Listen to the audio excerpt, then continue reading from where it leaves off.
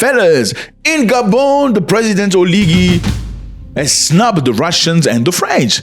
Now, this president is very interesting, very, very interesting.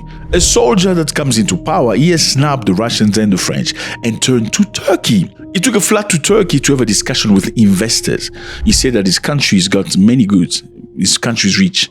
He's looking for people that are willing to build his country, and he will provide them with the goodness of the country. Well, the country's got gold, they also have oil and many other things, and gas.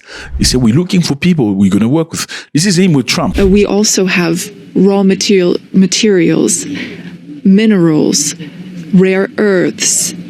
We are not poor countries. We are rich countries when it comes to raw materials, but we need partners to support us and help us develop those resources with win-win partnerships. That is our wish. I often listen to your remarks and speeches, Mr. President. We also want our raw materials to be processed locally in our country so that we can create value and to create jobs for you. On Wednesday, July 30th, the Gabonese president traveled to Ankara for a state visit.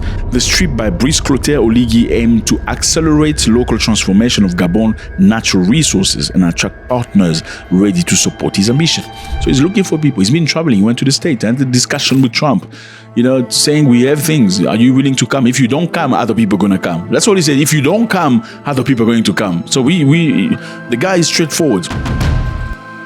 In return, a delegation of Turkish business people will soon be in Libreville. Libreville is the capital. Here's Gabon on a map. It's a beautiful place.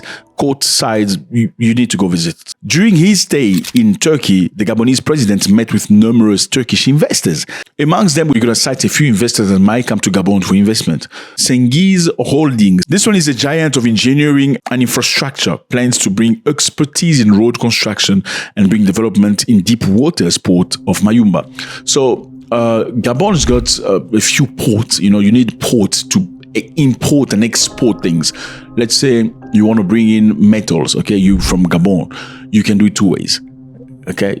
From China, the first time you can bring it through airplanes, but it's as it flows because it's limited amount of metals you can bring from an airplane and it's super expensive. The second way, you can bring it through ships using boats, okay? Big ships. But with big ships, you can use big containers. It's massive. It's slower, but it's effective because you can bring as much as you like.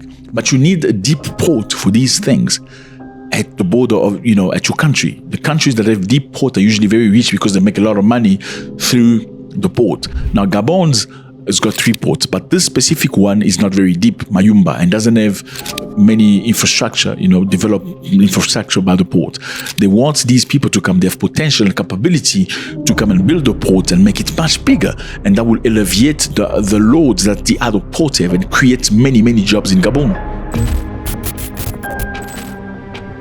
There's also another company named Gulsan Holding. This is a big player. They specialize in major infrastructure contracts like roads, bridges, dams, hydroplanes, railways, and deliver large-scale superstructure projects, including hotels and residential complexes. So, as you can see, they're looking for people that can come and build.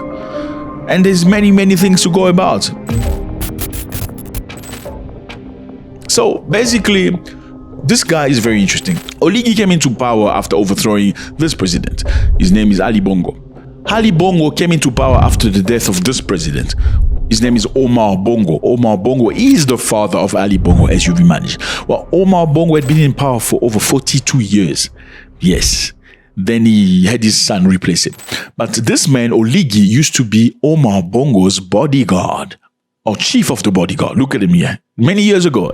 Can you say that the man had ambition back in time? So he had his vision to become president one day.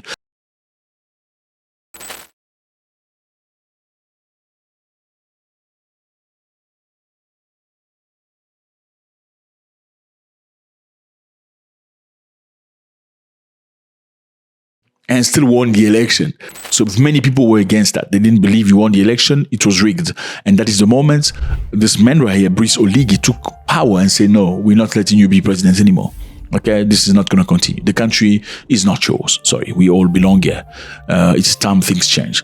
And he took power, and he took power. Gabon is one of the colonies of France. Most colonies of France have to respect France or else they're going to have trouble. Now, Oligui has been criticized by many people saying that he's still linked to France very strongly, unlike Ibrahim Traoré and all these other presidents. Why? Because when Ibrahim Traoré, Goïta, and Tiani came into power, France condemned them, saying we are strongly against coups. But when Oligui came into power, France did not condemn. So many people felt like if France did not condemn you, it means France and you are working together. Therefore, you not really change for the country. You don't represent change. Now, is this truth? Question mark. Some of the cons about Oligui is that, when he went to the United States of America, many people saw him wear MAGA hat, and they didn't like it. They felt like he was the president reducing himself into somebody's theory of life. Like, why would you wear Make America Great Again if you're the Gabonese president? People will understand you wearing a hat that says Make Gabon Great Again, not America Great Again. Does this show that you showing some sort of inferiority complex in front of the American president? Question mark. How do you feel about that? The second con is that many people feel like he still has very strong ties with former colonial power. France companies are still running smoothly in Gabon with no difficulties, no problems, and the American companies as well. I mean, a lot of Pan-Africans feel like if you truly are against colonialism, you should be able to kick them out. Now, the question is, if you want to change things, should you necessarily change them in a brutal way? Do you not have options? Should you not also have a possibility of changing things in a smooth way? Does the fact that he didn't kick out the French like Ibrahim Traoré did say that he's not for change necessarily? Question mark. The man, when he came in power, he promised to fire everybody who was going to cheat. This is him in the office. La revue des salaires et des avantages à la baisse. Celui qui n'est pas content, il dépose sa démission. Pour l'administrateur provisoire, c'est 5 millions et des avantages plafonnés. Au-dessus de ça, vous êtes sanctionné. Je ne veux plus entendre des salaires de 10 millions, de 15 millions, de 20 millions. C'est fini. Les généraux ici, même 5 étoiles, personne n'a un salaire de 5 millions. On atteint 3 millions quand on a 5 étoiles et avec la durée. Et après, vous partez à la retraite. Regardez notre client. Donc 5 millions, c'est largement suffisant pour un Gabonais directeur de vivre avec sa famille. Je ne veux pas entendre les salaires de 7 millions ou 8 millions. Et le colonel Stéphane, je vous prie d'appliquer la grille avec fermeté et avec rigueur. The man said if you don't like your salary as a government official, you can leave. A government official is not supposed to be a rich person. Impossible. You're here to serve, not to steal. And that sent a very positive shockwave about this man. The other pro about this man, many people believe, is looking like he's trying to fix the country. He's been traveling abroad, went to the United States, offering rich and wealth of his country in return for investment. He wants to build the country. He went to Turkey to do the same, trying to find partnerships and people to work with. And also he has created diversity, in trying to get different sort of partners, not just Americans. He's looking to Turkey as well. Is this a good thing or not? The other pro about the man, he canceled the scholarships of Gabonese to the United States of America. He said Gabonese people don't need to go to the US anymore because when they go for scholarships in the US, they don't come back to Gabon. It's a waste of money and brains. This year, there will be no scholarships for the United States and none for Canada either because studying there is expensive. You elected me to tell you the truth. It's expensive and those who go there never come back. Did he tell you that? Okay, and he decided from now on, people that need scholarship from Gabon will go to Ghana, Senegal, or Morocco. Is this a good thing or not? I mean, this is good promoting Africa. Go to the next Africa. I mean, those Gabonese people very angry, want to send a message. You talking about our president because he canceled the scholarship. My brother, you need to invest in Africa. Why do you like other people's country more than yours? Isn't that stealing from the country? You go get scholarship, you go to the next country, which is America.